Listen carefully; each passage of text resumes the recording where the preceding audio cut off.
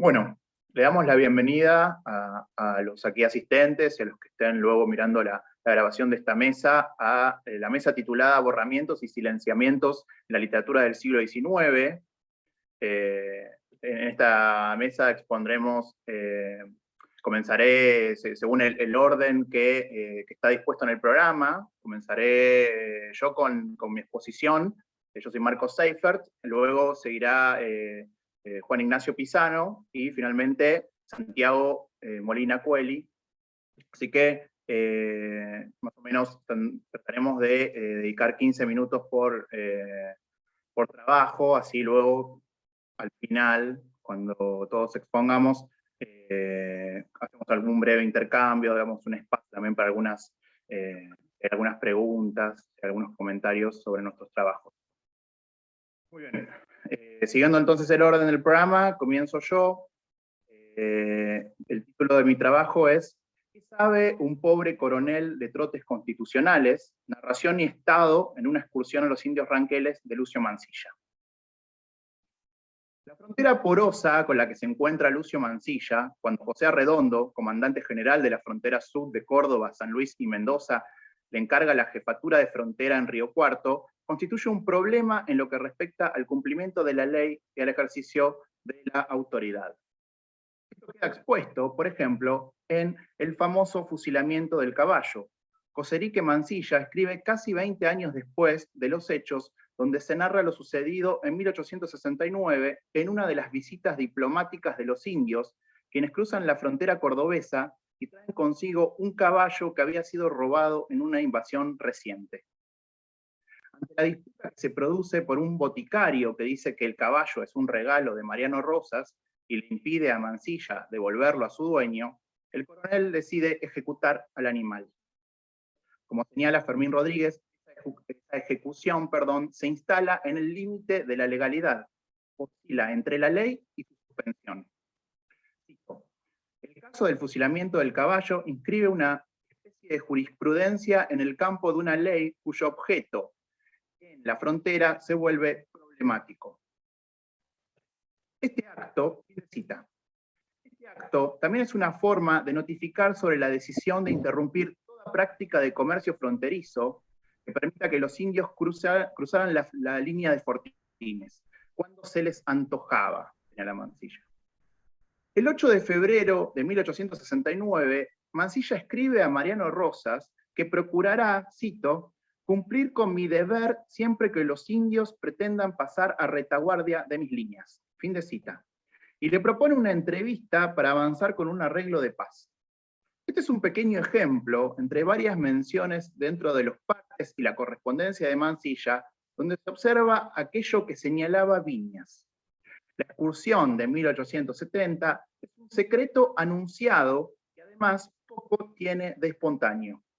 Aquello que Mansilla construye como una misión diplomática no es una calaverada ni un mero acto impulsivo, y tampoco el acatamiento de una orden de sus superiores, sino un viaje pergeñado por el intenso deseo y la planificación obsesiva. Una empresa impregnada por los asuntos de Estado, pero instalada en un intersticio desajustado. Una tarea abierta en un paréntesis cuyo cierre inminente ya está escrito cuando aún está en viaje, ya que, como es sabido, se lo suspenderá de su función como jefe de frontera por el fusilamiento del desertor Avelino Costa, y esto ya está definido cuando Mansilla se encuentra en las tolderías, tal como se lo informa Arredondo a Gainza en un escrito fechado el 10 de abril de 1870. Ese deseo de encarnar lo estatal, propongo acá, no se agota en el viaje, sino que se extiende también a la escritura del folletín que publica a su vuelta. Este trabajo pretende entonces leer la narración que hace Lucio Mansilla en una excursión a los indios ranqueles, no como al revés de la trama de la escritura oficial, sino como un vínculo con lo estatal por otros medios. Mansilla, que como recuerda Viñas, fue especialista en la redacción de reglamentos militares, aprovecha el espacio del folletín en la tribuna para la captura narrativa de subjetividades extraterritoriales, la problematización de la representación política y de la autoridad, y produce con su relato un trabajo de visibilización de cuerpos, sujetos y formas de vida para para el Estado. Propongo entender lo estatal no como una dimensión limitada a la labor político-militar en el puesto de frontera, sino como una función identificable también en el centro de una escritura orientada a modelar una narración pública y contribuir a los procesos de constitución del Estado. El texto de Mansilla problematiza el rol mismo del representante del Estado mediante un show que teatraliza su función diplomática con el cuerpo y con la letra. El viaje de Mansilla se realiza con la anuencia del comandante Arredondo. Esta excursión a los indios, con el propósito de destrabar ciertas dificultades en la aprobación del Tratado de Paz entre el gobierno y los indios, no tenía aún el dictamen del Congreso Nacional que debía tratarlo y se había demorado. Mansilla prescinde entonces de esta aprobación y asume una misión estatal que vendría a subsanar y resolver con una cumbre concertada por su propia iniciativa aquello que permanecía indefinido. Cito Mansilla: una misión a los ranqueles puede llegar a ser para un hombre como yo, medianamente civilizado, un deseo tan vehemente como ser para cualquier ministeril una secretaría en la Embajada de París. Fin de cita. La diplomacia como deseo. El propio deseo de representar al Estado en la relación diplomática ocupa el lugar de la orden de los superiores. Si, como señala Bourdieu, las instituciones que llamamos el Estado teatralizan lo oficial creando el respeto público, Mansilla remedia ese gesto y realiza una teatralización de una misión pública que carece del sustento requerido. Se toma aquí otra acepción de la ya observada teatralidad mansillana. La misión se instala así en un umbral de liminaridad respecto a lo estatal. Un desplazamiento que, por supuesto, se hace bajo condiciones de posibilidad que ha brindado el mismo Estado, en lugar de Mansilla como coronel de frontera. Luego, a la vuelta, la escritura de la excursión se forjará en una situación en la que este militar desocupado tratará de convertir el fracaso en el plano de lo militar estatal en un éxito literario. Cito: ya que no puedo cantar las glorias de mi espada, permíteme describirte sin rodeos cuanto hice y vi entre los ranqueles. Fin de cita. Es necesario entender esa amalgama entre lo público y lo privado, que es tan característica de la escritura de Mansilla, a la luz de estas circunstancias.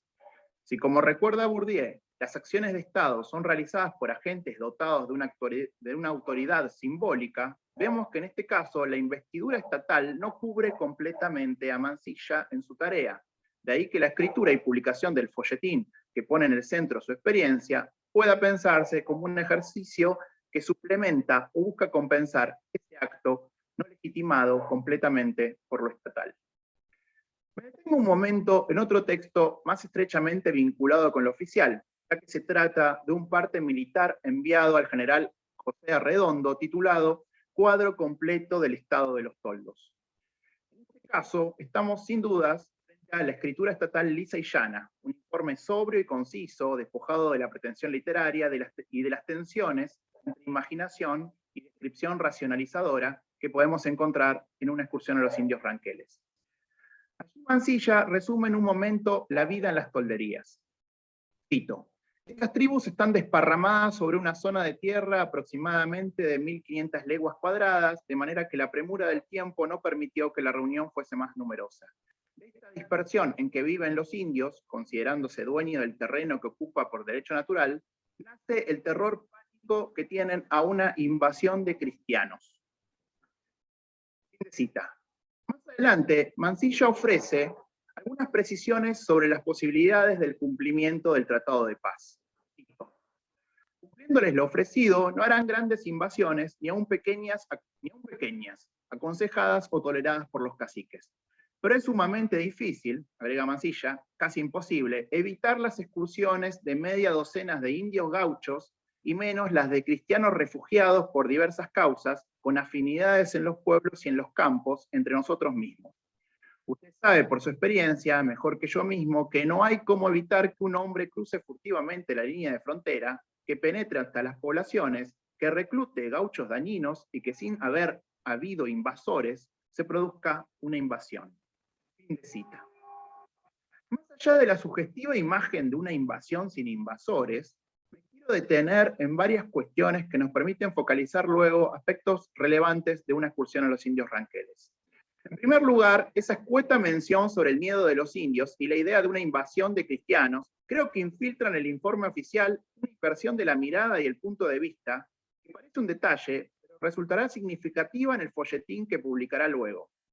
La relevancia de esto queda clara, por ejemplo, en la Carta 10, cuando Mansilla cuenta cómo en la Guerra del Paraguay arqueaba el cuerpo, ponía la cabeza entre las piernas para mirar los objetos al revés y lograr así una renovación de la perspectiva.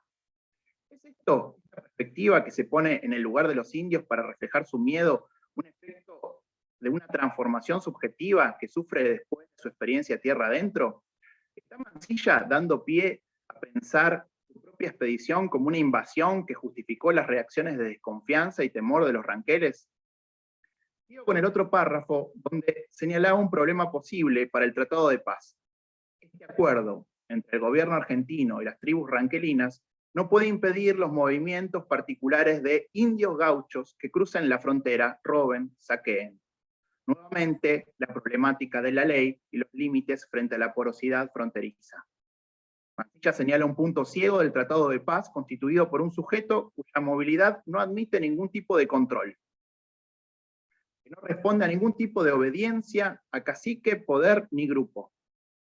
Si volvemos al libro, encontramos la definición de indio gaucho en la Carta 11, asociada al indio blanco, que se presenta como, cito, un indio sin ley ni sujeción a nadie, a ningún cacique mayor, ni menos a ningún capitanejo, que campea por sus respetos, que es aliado unas veces de los otros, otras enemigo, unas veces anda a monte, que otras se arrima a la toldería de un cacique, que unas anda por los campos maloqueando, invadiendo meses enteros seguidos, otras por Chile comerciando, como ha sucedido últimamente. Fin de cita. La figura del bandido como el que pone en jaque la posibilidad del arreglo de paz en la medida en que representa una movilidad imposible de controlar. Una excursión a los indios ranqueles es un texto que visibiliza estas subjetividades inapresables que atraviesan las fronteras en un fluir que funciona a contramano de las demarcaciones y límites estatales. Me aventuro a proponer estos retratos de gauchos, indios y nómades cuyas historias ingresan en las páginas de la tribuna como una forma de capturar los flujos de esa movilidad inquietante en una imagen pública en el espacio de la prensa. Frente a una ley que no encuentra punto de aplicación para ordenar el caos de las malas prácticas fronterizas, como las piensa Mansilla, la narración del folletín como un modo de domesticar mediante la letra un conjunto de subjetividades problemáticas para el Estado argentino. No solo entonces el mundo de los indios, el que se construye en su heterogeneidad y dinámica propia, sino también el de estos bandidos y gauchos que tienen una voz en el texto de Mansilla. Estos personajes se constituyen como narradores que cuentan en primera persona historias de vida, y mediante este gesto, al mismo tiempo, la escritura se vuelve un dispositivo de fijación y captura que hace legibles estas vidas que están, por el momento, más allá del alcance de lo estatal, de sus leyes y sus instituciones. Vuelvo al indio blanco. Cuando Mansilla y su comitiva pasan por la laguna del Cuero, el coronel nos promete la historia de este sujeto, a quien dice que echó de este territorio y que sin este acto previo no podría hacer su camino hacia el Eubuco. Más adelante, Mansilla cumple con su promesa y nos cuenta que el indio blanco fue desplazado de sus dominios gracias a la decisión de batirlo con sus propias armas. Esta es la frase que utiliza Mansilla. El coronel contrata a un conjunto de bandidos que lo único que obedecían era, según Mansilla, a las seducciones del caudillaje bárbaro y turbulento. Para enfrentar a un indio sin ley, argumenta Mansilla, necesita hombres en la misma condición, fuera de toda regulación, poder, autoridad. De nuevo, las vidas fronterizas ponen a Mansilla frente al problema de la autoridad. En este caso, ¿cómo convencer a los llamados voluntarios de la Pampa para que realicen esta tarea sin que piensen que era una jugada del coronel para reclutarlos?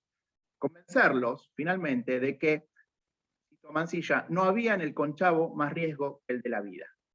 Fin de cita. En este pasaje, también otra dimensión que será central, el problema de la confianza, clave en el trato con los caciques, pero también en otras situaciones. La relación de los subalternos con el jefe militar, el gaucho malo, luego en el caso de Rufino Pereira. Estos bandidos, mediante robos y pillajes, provocan la huida del indio blanco teme que detrás de estos atracos haya un ejército avanzando. En esta anécdota parece resonar aquello que subrayamos en el informe Arredondo, el miedo ante una invasión sin invasores. Como ha señalado la crítica, la demora de la marcha que los indios le determinan a Mansilla en su viaje es replicada de forma magistral en su escritura. Las dilaciones en el avance se convierten en recurso del folletín para captar la atención del lector.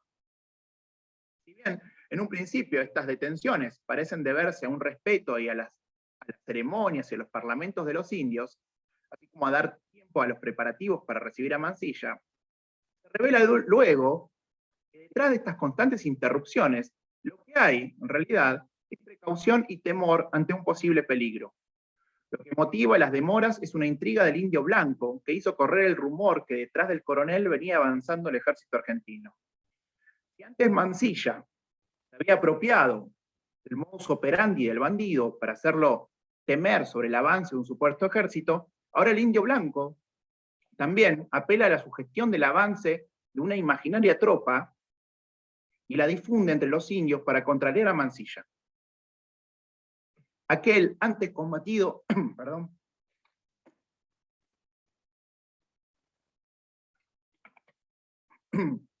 ahora sí, aquel antes combatido con sus propias armas, le devuelve de alguna manera ese trato a su rival en lo que constituye un verdadero momento de peligro para la expedición. La desconfianza de los indios que encadena la intriga del Indio Blanco habla sin dudas de una fisura en la imagen de Mansilla como un amigo en el cual se puede confiar. Es decir, nos comunica la imposibilidad del coronel de consolidar mediante su palabra y su performance ante los indios ese salto de fe que implica toda relación de confianza. Está claro que el texto, como ha sido señalado por la crítica, insiste en registrar la construcción de una imagen de sí, que Mansilla va delineando frente a los otros, pero también podemos advertir momentos en los que no se le cree, es decir, en los que esa performance y su palabra no funcionan del todo. Para dar un ejemplo, en la carta 15, Mansilla advierte que el cacique Ramón no hace caso de aquello que le fue informado por medio de los chasquis. Si la amistad y la confianza son pilares sobre los que Mansilla se apoya para aproximarse a Mariano Rosas y otros caciques, la política de acercamiento no puede eliminar las sospechas e inseguridades que su condición de militar puede suscitar entre los indios. Pero además, existe otro problema en esta apelación a la amistad que nos hace volver a la brecha o diferencia que se establece entre la persona y el rol de representante del Estado que Mansilla debe tener, como sostuvo en este trabajo, teatralizar para que adquiera sentido su labor diplomática. Si el éxito posible de la diplomacia depende de una relación de amistad con una persona particular, surgirá una evidente dificultad cuando esta idea se quiera trasladar a las cuestiones de Estado que aquí intervienen. Cito, para finalizar mi trabajo. Y dígame, hermano, me preguntó, ¿cómo se llama el presidente? Domingo Faustino Sarmiento. ¿Y es amigo suyo? Muy amigo. Y si dejan de ser amigos, ¿cómo andarán las paces con nosotros que ha hecho usted? Fin de cita. Muchas gracias.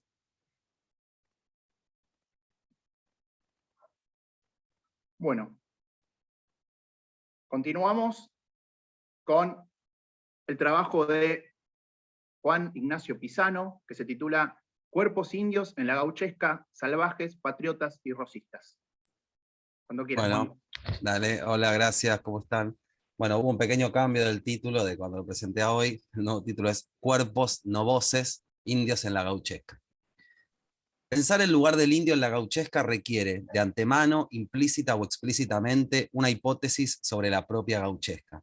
Opto por explicitar. Bajo la mirada que sostengo, la gauchesca ha sido, desde sus inicios, una máquina ficcional de postulación de lugares para la plebe en el entramado del elusivo, pero potente, significante pueblo. Allí radica lo que llamo una política de la gauchesca.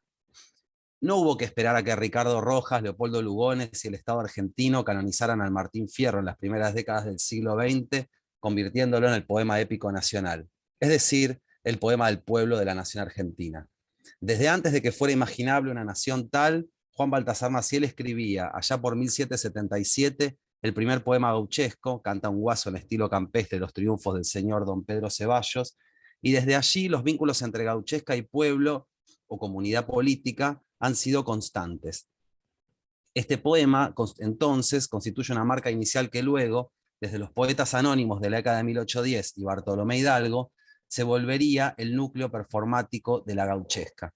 Si esto es así, si la gauchesca ha postulado lugares para la plebe y disputas por el sentido del significante pueblo, entonces algo tuvo que haber dicho sobre, o algo tuvo que haber hecho con, las otras figuras plebeyas que rondaron por esta región, entre ellas el indio. Para analizar ese proceso de ficcionalización de identidades, es necesario considerar que si el gaucho, en íntimo vínculo con la figura de Martín Fierro, concluyó siendo el sujeto simbólico de la nación argentina, esto ocurrió porque durante el siglo XIX se lo fue recortando por sobre el resto de las subjetividades plebeyas que poblaron el actual territorio de la Argentina. Y la gauchesca tuvo un rol importante en ese proceso, dado que se trató de un objeto de consumo de los sectores populares. Ese recorte, por supuesto, no se produjo únicamente por la acción de la gauchesca, vale aclarar, sino también por otros medios, entre los cuales caben destacar, solo para hacer una pequeña enumeración, la militarización de los sectores populares y principalmente los rurales ya desde las invasiones inglesas, el fuerte ascendente del federalismo en esos sectores de la población, la conquista del territorio indígena, la invisibilización de los afrodescendientes, la lógica de una sociedad patriarcal, la acción del propio campo letrado, entre otros factores posibles. Pero de ese derrotero interesa destacar aquí, a la poesía gauchesca, ese tratado sobre la patria, como lo ha llamado Josefina Ludmer. Si partimos entonces del Martín Fierro, conocido es el análisis de la vida de José Hernández que lleva adelante Tulio Alperín Dongui, quien ha vinculado la figura autoral a la voz que habla en el poema. Así, si en 1872 Martín Fierro observa en las tolderías a un sector aliado que puede darle cobijo a él y a su amigo Cruz mientras son perseguidos por el Estado Nacional, comandado por entonces por Domingo Sarmiento, enemigo de Hernández, en 1879 el propio Hernández, por el contrario, se ha integrado a la dinámica política local y, desde un apoyo a la candidatura de Julio Argentino Roca, construye la figura de un indio terrible, salvaje, despiadado, que llega incluso al extremo de matar al hijo de una cautiva y atar las manos de la pobre madre con las tripas del bebé, y que se opone narrativamente al gaucho trabajador que ahora, 1879, aconseja a sus hijos no derramar sangre. Es decir, recorta al gaucho sobre ese fondo de barbarie indeclinable. Leyendo precisamente desde el Martín Fierro, señala Viñas que el gaucho aparece como un pero y el indio como un no. Cito a Viñas. El primero sobrevive en la infracción periódica, el segundo vive en la concurrencia de un paralaje de conflicto permanente. Fin de cita. Incluso, si atendemos a la lengua del presente, observamos que en el universo simbólico y hegemónico argentino, gaucho e indio son significantes que se contraponen. Ser gaucho implica bondad, alguien gauchito, entrega al otro, una gauchada, e integridad, gaucho neto, hombre cabal. Ser indio, en cambio, implica estar fuera de los marcos que supone educarse a una civilización occidental, como cuando a los niños se les dice que no sean indios, actuar con salvajismo, hacer una indiada, o alguien mal hablado, habla como un indio. Esa marca histórica es indicio de este núcleo duro que intento sopesar desde la gauchesca, haciendo un movimiento, digamos, casi arqueológico, ¿no? Y acá quisiera proponer mi hipótesis de lectura sobre esta cuestión puntual. El indio en la gauchesca es la manifestación de un silencio, el silencio de una subalternidad radical. Aquello que no es pensable para el indio en la gauchesca es su voz, en tanto voz articulada. Sí una foné, nunca un logos. Está su cuerpo, origen de esa voz inarticulada, de esa foné. Allí viene con el malón en las páginas del Santos Vega de Ascasubi. Acá lo vemos peleando con Martín Fierro, con el Fierro de la Vuelta. Pero si nos remontamos hacia atrás y observamos de modo panorámico el desarrollo del género, se comprueba que no hay unanimidad acerca de una mirada sobre el indio. Su ficcionalización puede desde la figura de un patriota a la del salvaje despiadado que legó la voz de Fierro. No hay dudas de que las formas de ficcionalizar al indio en la gauchesca quedan ligadas a las coyunturas políticas de su emergencia, como no solo lo analizó Alperín Dongui, sino que también lo ha señalado tempranamente Ezequiel Martínez Estrada en su monumental Muerte y Resurrección de Martín Fierro. Seguramente esas formas de ficcionalizar al indio quedan atadas a los posicionamientos de esa figura de autor que, propia del siglo XIX, liga la contingencia política a la escritura de un modo inercial. Pero el núcleo duro del asunto, aquello que persiste hasta el presente como rasgo tradicionalista de permanencia en el imaginario nacional, es esa imposibilidad de hablar, esa marcada forma de lo subalterno que destina al indio a ser un problema, pero difícilmente un discurso. Lo cual se comprueba ante cada recrudecimiento, por caso del conflicto mapuche, con un epicentro en el amedrentamiento que un grupo de gauchos realizó sobre una protesta el año pasado en el Bolsón. Si bien en otro contexto, con otros problemas y otras posibilidades, que no es posible desarrollar acá, pero vale mencionar que por supuesto nada permanece igual en el tiempo, la permanencia del indio como voz ausente del espacio público es en el marco en el que su representación debe ser leída como constante desde la gauchesca. Y por supuesto a mí lo que me interesa es analizar ese rol de la gauchesca, no la historización de la situación concreta y real. Hidalgo. Bartolomé Hidalgo es uno de los pocos casos del género gauchesco en cuya obra el indio es ponderado positivamente. En su Cielito patriótico que compuso un gaucho para cantar la acción de Maipú de 1818, el cantor ficcional del poema dice: «Pero bien haiga los indios, ni por el diablo aflojaron, mueran todos los gallegos, viva la patria», gritaron. Fin de la cita. La mirada positiva del indio, en este caso, debe entenderse en el ímpetu americanista de los primeros años de la Revolución y en el marco de la mirada que Hidalgo tenía sobre este proceso, fuertemente atravesada por la lógica artiguista, una lógica de pueblo amplio, no restrictivo. Pero lo que no aparece en el imaginario hidalguiano, aquello que no es realizable en su obra, es la posibilidad de que el indio hable. La voz que narra el caudal de acontecimientos bélicos es la voz del gaucho, su figura emergente, su realización plebeya ejemplar. Aunque para muestra un botón, vaya otro ejemplo del propio Hidalgo que en su poema titulado Un gaucho de la Guardia del Monte contesta el manifiesto de Fernando VII y saluda al conde de Flores en el siguiente cielito, escrito en su idioma, afirma, cito: «Cielito, cielo que sí, aquí somos puros indios y solo tomamos mate». Fin de la cita. Este poema no se limita, como el anterior, al señalamiento de una presencia, sino que avanza hacia la propuesta de una identificación. El nosotros que contesta al rey enemigo se fusiona subjetivamente con el indio. Desde ya que no es lo mismo un enunciado como este que el que observamos en el Fierro de 1879, y son modulaciones que es necesario atender en el plano semántico. Pero también vale señalar que su condición de posibilidad se logra solo en una enunciación gauchesca. En el Cielito patriótico del gaucho Ramón Contreras, compuesto en honor del Ejército Libertador del Alto Perú, se dice: «En Pasco, O'Reilly y los suyos las avenidas cubrieron, pero los indios amargos bajo el humo se metieron».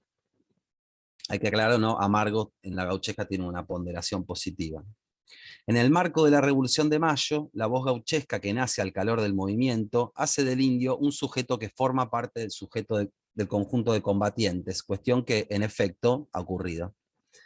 El cuerpo del indio combate, manifiesta coraje y su accionar atañe al destino de la revolución. Su voz, en cambio, no resuena en el frente de batalla. ¿Qué canta un indio en el ejército revolucionario? ¿Asume los cielitos del patriota como propios? ¿Dialoga con Chano y Contreras sobre los destinos de la patria? Nada sabemos, nada imagina esta literatura. Ni un rastro de voz en la boca del infiel. Ocurre que, durante el gobierno revolucionario, cito a Gabriel Di Meglio, los indígenas iniciaron en las provincias un proceso de invisibilización. Fin de la cita. A diferencia de los afrodescendientes que lograron crear y mantener comunidades de reunión que les otorgaban un lugar diferencial dentro del nuevo ordenamiento político de la región, los indígenas perdieron espacios propios luego de que en 1811 el gobierno diera fin a las tierras comunales. Esas tierras fueron vendidas o cedidas a otros propietarios, quedando esas comunidades en un estado de supuesta igualdad legal, pero que no era sino la otra cara de una manifiesta desigualdad real. Su única posibilidad de emancipación era asumiendo el papel que el cristiano le asignara, su salida era la conversión y un destino incierto. La igualdad proclamada en la revolución, en el caso de las comunidades indígenas, tuvo consecuencias negativas. La ausencia de voz en la gauchesca por parte del indio no es sino la realización estética, la empiria vuelta a forma, de un fenómeno sensible que abarca todo el paisaje de lo posible en la nación que emergía al calor del sol de mayo. Pérez. El vínculo entre el rosismo y las poblaciones indígenas es un tópico que permanece en la historia a partir de la estrategia que el propio restaurador de las leyes imprimió en sus relaciones con diferentes grupos, como el comandado por Caful Curá. sostenidas entre la negociación y el avance beligerante. Luis Pérez fue el gran poeta gauchesco del rosismo, y en sus poemas esa vinculación con los indígenas es rastreable en las ponderaciones positivas que hace de esos grupos. Tomemos un poema que se titula El Gaucho y que salió publicado durante varias entregas en el periódico homónimo que Pérez imprimió en 2 etapas, entre 1830 y 1833. El poema ha sido conocido en la historia de la literatura como una biografía de Rosas. Allí se afirma, cito, se hizo la paz con los indios, de que hasta ahora disfrutamos, como debe ser, pues ellos son de nosotros hermanos. Fin de la cita. Entonces el número 25 del periódico. El poema se escribe en el marco de lo que se conoció como la campaña del desierto encabezada por Rosas antes de asumir su segundo mandato al frente del gobierno de la provincia de Buenos Aires. La hermandad proclamada por Pérez es su punto distintivo de la consideración del indio y el núcleo en el que se condensa la posibilidad de leer el modo de aparición de esta figura en su poesía. Un rasgo característico, en el número 13 del Toro de Once, en un remitido, un lector ficcional, luego de enumerar los lazos federales en distintas provincias como un modo de destacar el poder bélico ante los unitarios, el texto señala, tenemos indios paisanos que están ya subordinados y que al orden se sujetan lo mismo que los soldados. Fin de la cita. El indio supone aquí una categoría diferencial que, sin embargo, se la familiariza mediante el adjetivo paisanos y en la comparación con los soldados. Un rasgo distintivo de la gauchesca de Pérez residió en que, como señaló Julio Schwarzman, incluye la máquina polifónica del padre Castañeda a sus impresos. En efecto, la cantidad de voces que creó Luis Pérez no tenía antecedentes hasta ese momento en la gauchesca. Emerge en su pluma la construcción de una voz de negro y una voz de negra en los periódicos El Negrito y La Negrita, y hasta la voz de una gaucha politizada en el periódico La Gaucha. No ocurre lo mismo con el indio. Parece que en el coro polifónico que sus impresos construyeron no había cabida para una voz como esa, aunque sí entraban allí en tanto cuerpos aliados. Ascasubi. En 1872, Hilario Ascasubi publica uno de sus poemas más ambiciosos, si no el más, Santos Vega y los mellizos de la flor. El poema presenta una particularidad. Sus acciones narrativas se centran en el periodo del virreinato del Río de la Plata, cuando la figura de Santos Vega poblaba, tal como se ha afirmado, estos territorios. Así describe al mítico gaucho, el mítico gaucho al malón de indios en la pluma de Ascasubi. Cito, pampas desmelenaos, que al trote largo apurados, sobre sus potros tendidos, cargan pegando alaridos, destaco esto de pegando alaridos, y en media luna formaos. Luego continúa, cito nuevamente, y como ecos del infierno, suenan roncas y confusas, entre un enjambre de chuzas, rudas trompetas de cuerno. Y más adelante dice, en cuanto remolinean, huyen como exhalaciones. Fin de la cita. Ascasubi en este texto adelanta la vuelta de Martín Fierro. Si para el personaje de Hernández hay 2 infiernos, la frontera y las tolderías, esa imagen demoníaca ya se encuentra en este otro poema gauchesco.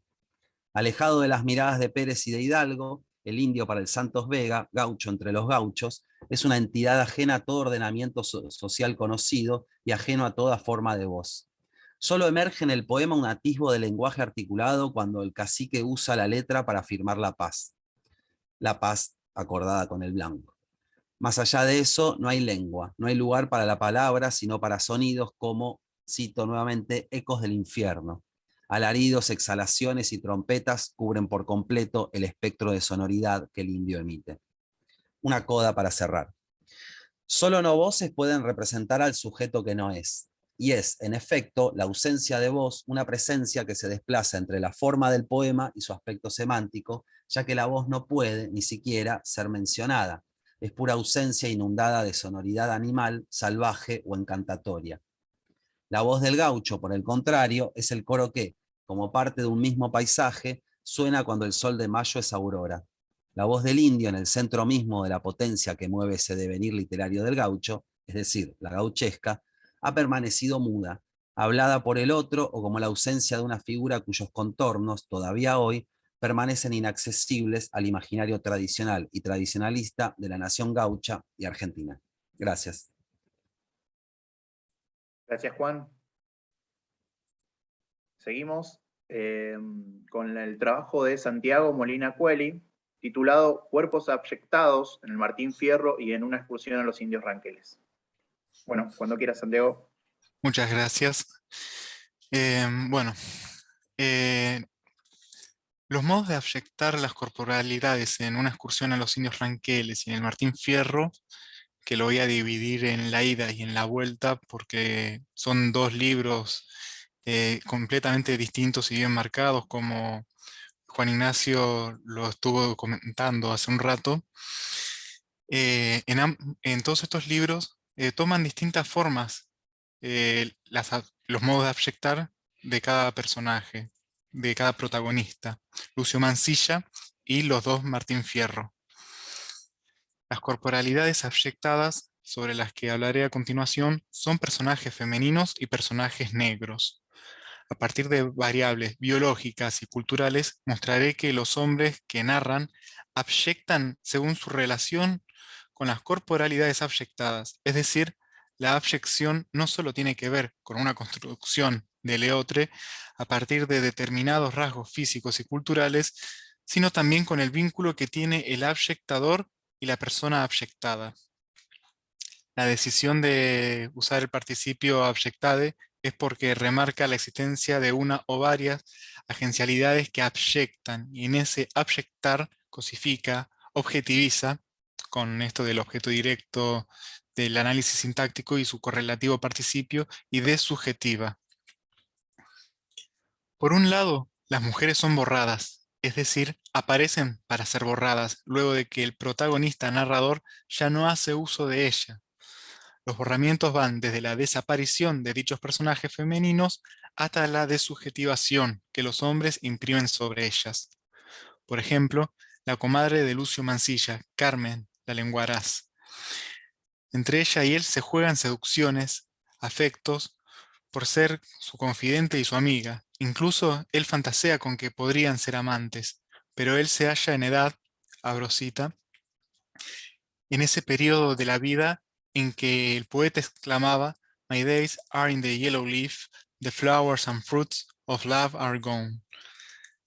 En la misma escena, alrededor del fogón, él le hace preguntas y ella, Abrosita, suspiró por toda contestación. A continuación, el narrador dice que esta está visto que las mujeres son iguales en todas las constelaciones y que creen que suspirar es hablar.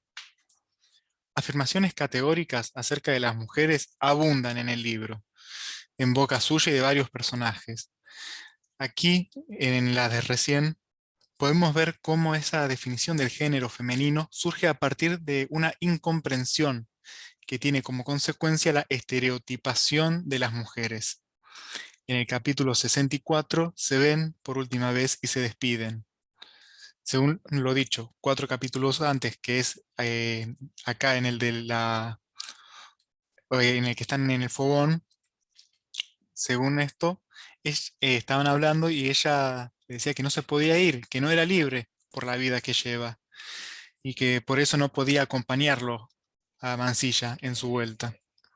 De vuelta en el capítulo 64, ella no lo acompaña, y luego él vuelve otra vez a definir a las mujeres en términos de gentileza y vileza, belleza y fealdad, bondad y maldad, calidez y frialdad, etc. Esto como consecuencia de que ella no se va con él.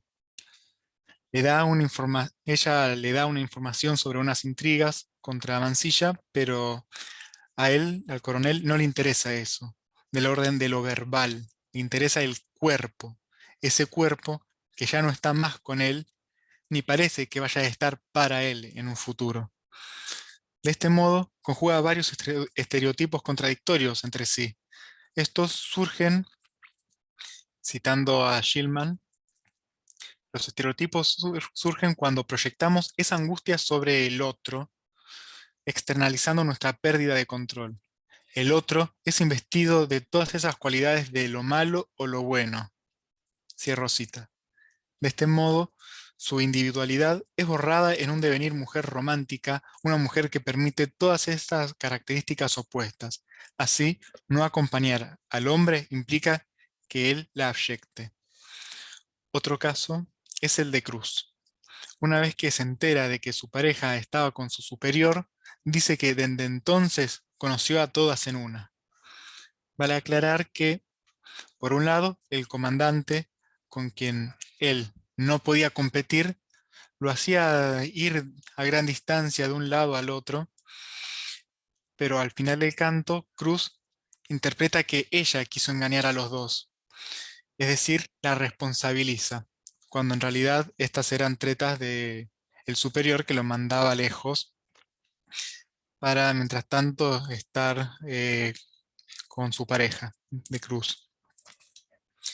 Eh, que la responsabiliza con desprecio y define a la mujer como perra parida, siguiendo la misma lógica que la de Mansilla.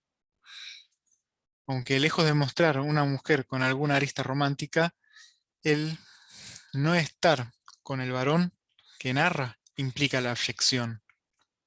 Y el estar no es solo acompañar, sino que tiene que ver con la posesión.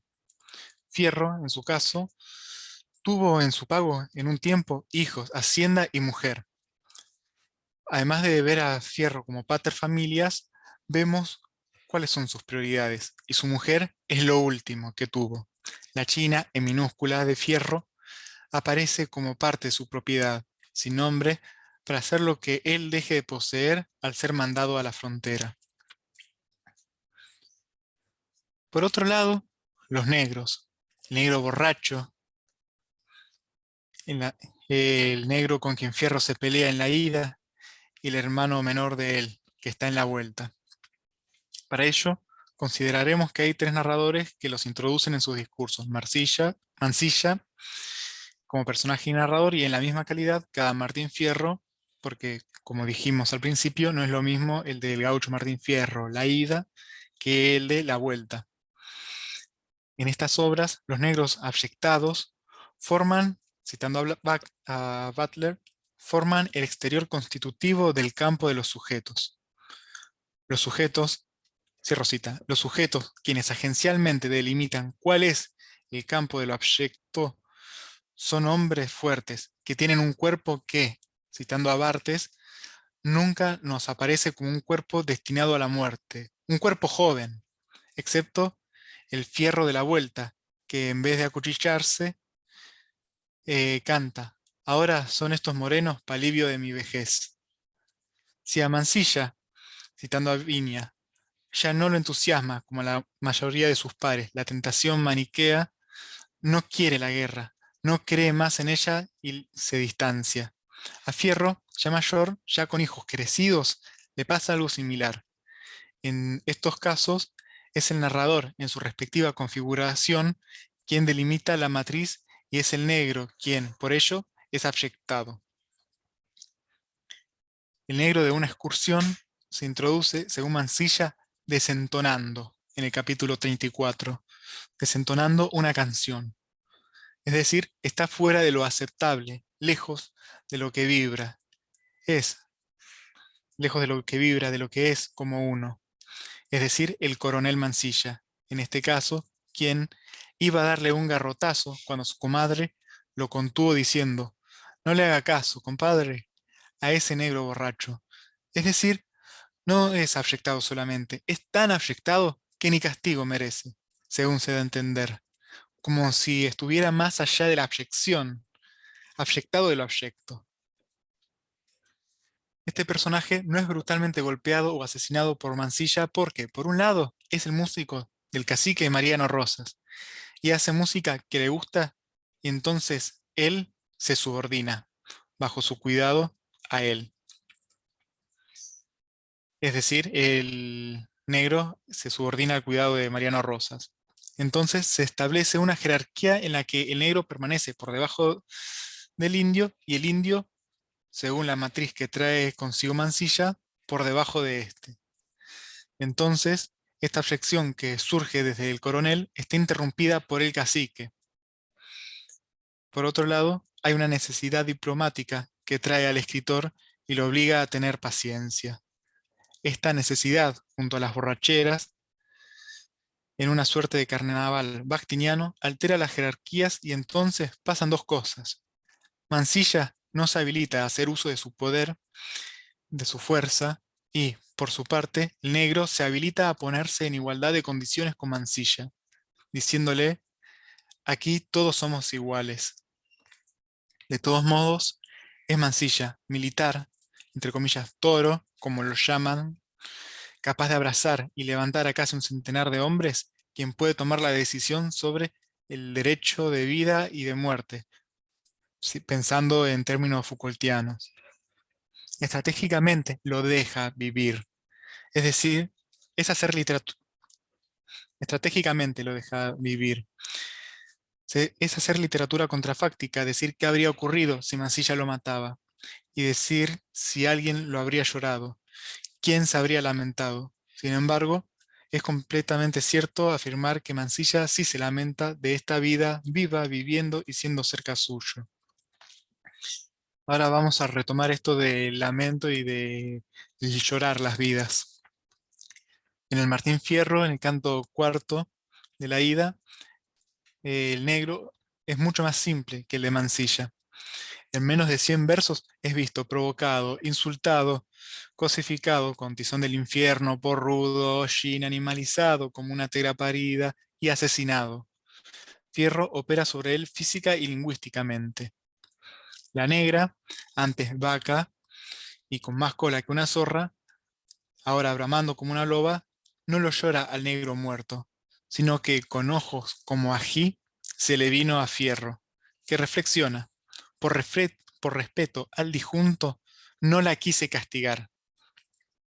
Ella, todavía más ayectada que un negro, no es castigada, como el negro borracho de Mansilla. Su pareja muerta lo separa de Fierro.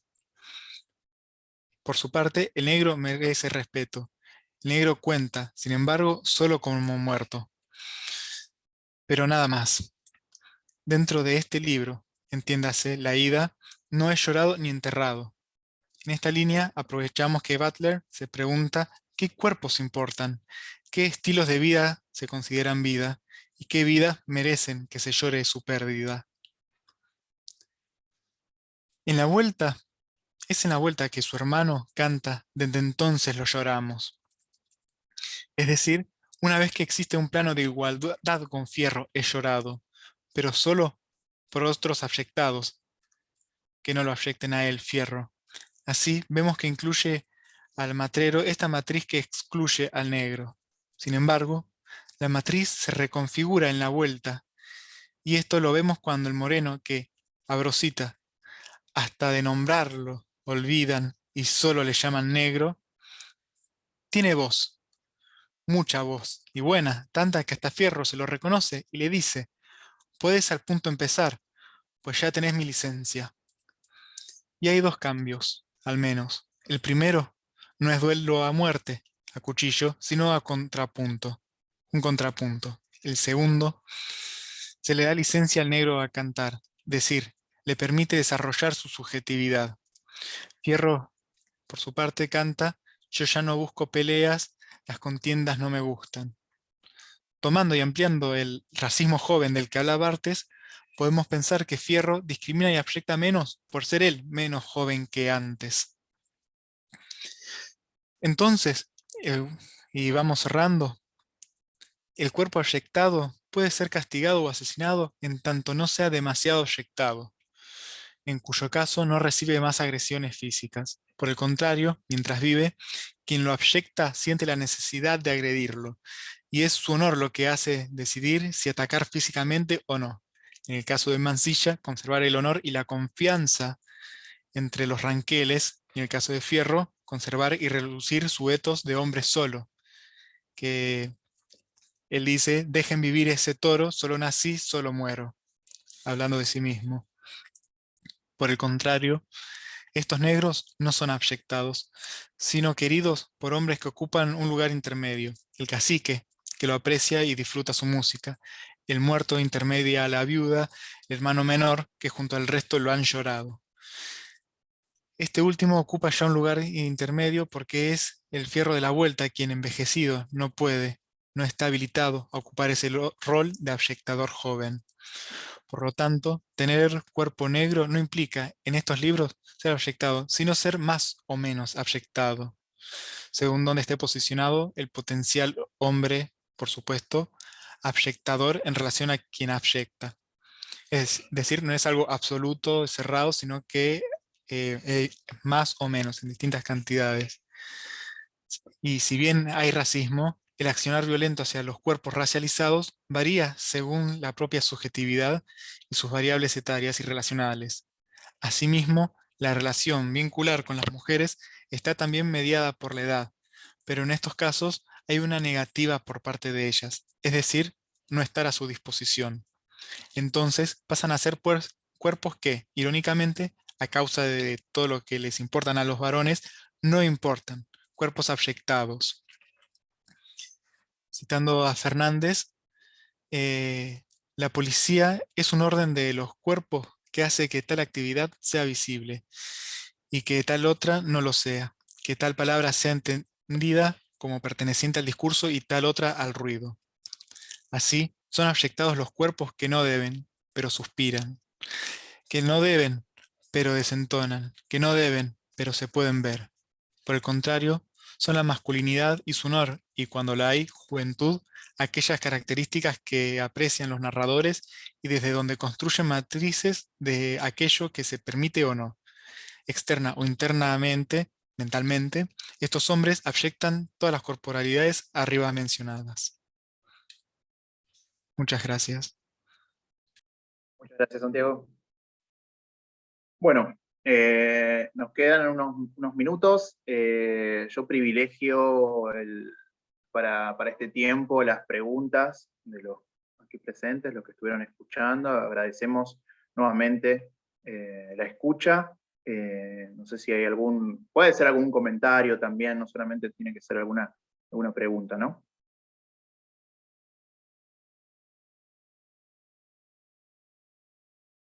Si no hay, igual yo anoté algunos comentarios que quería hacerles a mis compañeros de mesa. La verdad que me gustó mucho sus exposiciones, me gustaron mucho sus abordajes particulares y creo que tenemos puntos en común para empezar a hablar, pero bueno, si nadie comenta, avanzo yo, si nadie pregunta.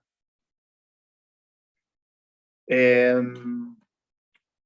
que lo que yo mencionaba recién como una especie de enfoque en común o de interés compartido entre las exposiciones de esta mesa, me parece que se resume en cierta perspectiva teórica que no fue mencionada, pero que estaba ahí rondando, que tiene que ver con el reparto de lo sensible de Rancière, ¿no? Porque a la hora de pensar los cuerpos y las voces y los procesos de subjetivación y de subjetivación, y pensar esos ejes dentro de la literatura del siglo XIX, creo que lo venimos pensando en términos de cómo los textos visibilizan, excluyen, rechazan, dan voz, no dan voz a ciertas subjetividades que históricamente, obviamente, que tienen justamente una entidad, o una entidad también negada, una entidad también discutida. En ese sentido, me parece que hubo como un hilo, no sé si mis compañeros de mesa comparten esa idea, ese enfoque. En relación con eso, por supuesto que eso depende de los textos abordados en este caso, tiene ciertas modulaciones y variaciones. Creo que el texto de Juan es el que más se despegó de un caso particular y como hizo un recorrido. Yo te quería preguntar, Juan, si lo pensaste como en términos de, si bien cuando trabajás la poesía gauchesca en el caso de Hidalgo, Pérez, Ascasubi, si pensás que esa ausencia de voz tiene una carga diferente, una significación diferente en cada caso, ¿no? No es lo mismo que no tenga voz para Hidalgo a que no tenga voz para Hernández, para señalar como puntos extremos, ¿no? Distantes. Sí, eso en un momento intenté señalarlo, dije, bueno, no es lo mismo, por supuesto, Hidalgo no, o el caso de Pérez tal vez, que tal vez es el más interesante de pensar por la magnitud y la cantidad de voces que él construyó, ¿no? no es lo mismo, por supuesto, que en un caso uno diga son hermanos y otro día son unos salvajes con lo que no se puede ni negociar ni hablar, que es más o menos la postura de Santos Vega. Claro. Y de la vuelta de Martín Fierro, ya que no es lo mismo. A mí lo que me interesa, que es algo en lo que estoy trabajando en esta parte de mi trabajo de investigación, es ver cómo son las realizaciones formales en la gauchesca de eso. Por eso yo decía que un tópico también para pensar la gauchesca, de Alperín Dongui y Martínez Estrada en adelante, pensar, bueno, las modulaciones entre las posturas autorales y sus realizaciones formales.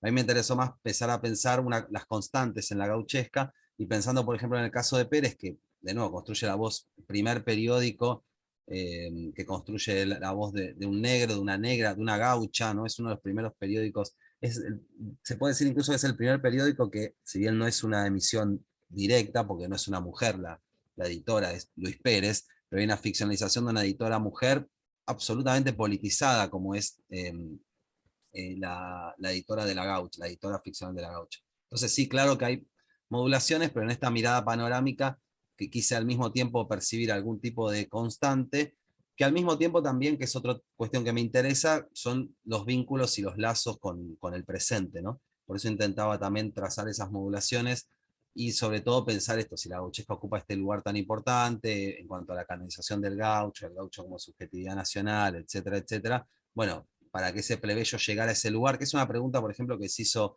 Ezequiel Adamovsky en El Gaucho Indómito, un libro que publicó hace un par de años, donde, bueno, ¿por qué un gaucho como este llega a ser sujeto de la nación, que es una singularidad a nivel mundial? Bueno, intenté pensar esa pregunta desde la gauchesca, precisamente para ver cómo se recortó al gaucho sobre ese trasfondo otro de voces plebeyas.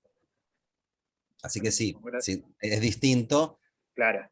Pero hay algo que parece constante, que es que el gaucho nunca habla en la gauchesca, ni siquiera en los diálogos, ¿no? Aparece siempre como el trasfondo, como un alarido, como una cosa así.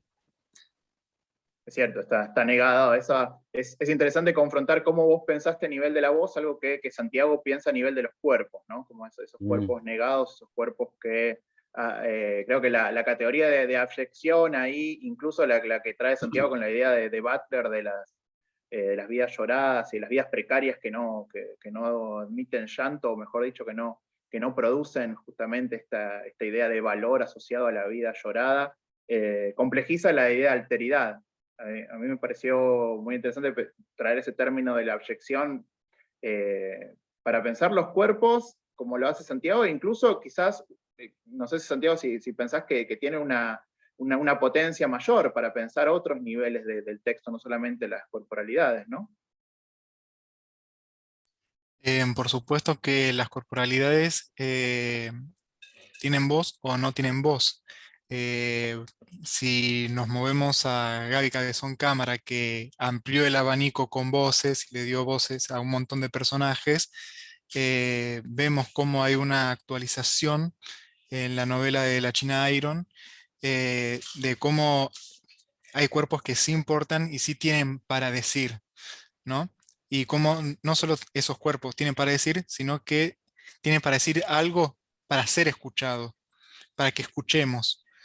Entonces, veo que desde estas afecciones hay rechazo a recibir incluso, no solo que no esté, sino que si llegare a estar, no recibirlo, intentar no negarlo, no recibir, no dejarse contaminar por ello. Totalmente, sí. Bueno, vamos a ser respetuosos del horario asignado, así que cerramos acá. Muchas gracias nuevamente a los que pusieron y también a los que estuvieron ahí escuchando. Y bueno, nos vemos luego. Muchas gracias. Luego, Chao, chao, gracias. chao. Chao, hasta Muchísimas luego. gracias. Gracias por su participación. Gracias a todos. Gracias.